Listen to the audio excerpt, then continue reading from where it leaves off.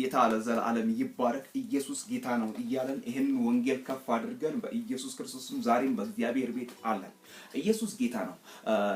ብዙን ጊዜ በማህበራዊ ሚዲያም ሆነ በተገኘንበት አጋጣሚ በመናወራበት ቦታ ኢየሱስ ጌታ ነው ስንል ፊታቸው የሚጠቁር ወይም ይሄንን የኢየሱስን ጌትነት የእግዚአብሔርን ኃያልነት የማይወዱ ኢየሱስ ክርስቶስ ብዙ የአጋንንት ልጆች በኢየሱስ በመድር ላይ ነው። ነገር ግን ኢየሱስ ጌታ ነው።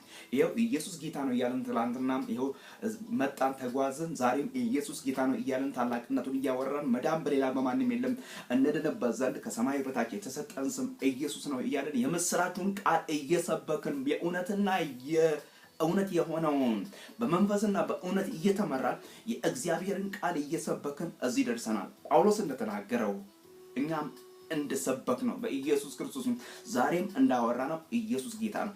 መዳን በሌላ በማንም የለም እንድንበት ዘንድ ለሰዎች ሁሉ ከሰማይ በታች የተሰጠ ስም ኢየሱስ ክርስቶስ ነው። የልጁ የኢየሱስ ክርስቶስ ደም ከኃጢአት ሁሉ ያድናል ያነጻል እያልን ይሄን ወንጌል በኃይልና በስልጣን እንናገራለን። ኢየሱስ ጌታ ነው።